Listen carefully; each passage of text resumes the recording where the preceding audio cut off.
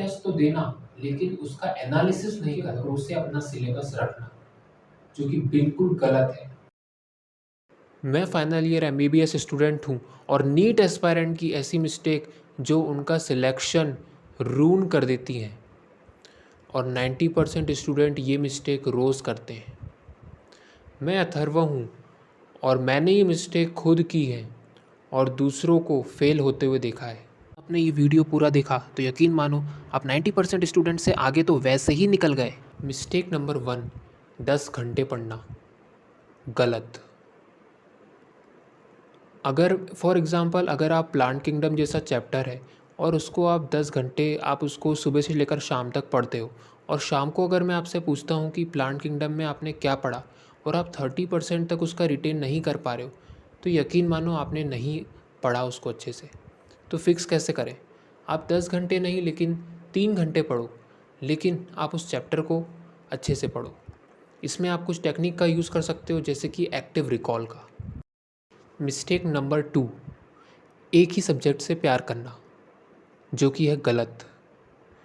For example मुझे physics काफ़ी पसंद था, मेरा फ़िज़िक्स में बहुत इंटरेस्ट था, तो मैं फ़िज़िक्स पढ़ता था, जिस वजह से मेरा केमिस्ट्री में स्कोर धीरे धीरे कम होता रहा।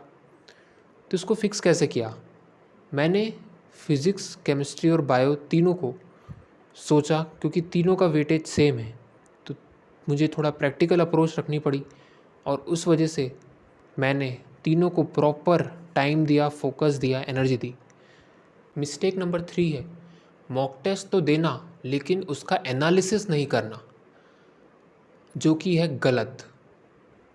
फॉर एग्ज़ाम्पल मैं कोचिंग में मॉक टेस्ट देने जाता था, लेकिन उसको घर आकर के उसको ऐसे ही छोड़ देता था, उसको उठा के देखता नहीं था, फिर अगला मॉक टेस्ट देने चले जाता था।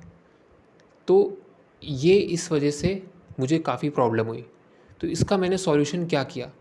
इसको फिक्स मैंने ऐसे किया कि मैंने सोचा कि अब जो मॉक टेस्ट दूंगा उसका एनालिसिस भी करूंगा प्रॉपर, तो उस वजह से मुझे पता चलेगा मेरी गलतियां कहाँ हैं, मिस्टेक कहाँ हैं, और उस मिस्टेक को इम्प्रूव करके मुझे काफ़ी ज़्यादा मदद मिलेगी।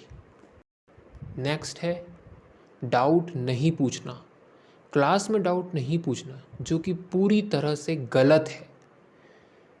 फॉर एग्ज़ाम्पल मेरी बात बताऊं तो मैं क्लास में एक इंट्रोवर्ट बच्चा था, जो बच्चा बहुत कम बोलता है, और मैं डाउट पूछने से बहुत हेजिटेट करता था, जिस वजह से मुझे ऐसा लगता था कि या तो मेरा डाउट बहुत छोटा है और लोग ऐसा सोचेंगे कि अरे इतना छोटा डाउट इसे नहीं आया, ये तो सबको आता है, या फिर मुझे ऐसा लगता था कि या तो इसको देख करके टीचर थोड़ा सा ज़्यादा ही एग्रेसिव हो जाएंगे, इस वजह से मैं डाउट नहीं पूछता था।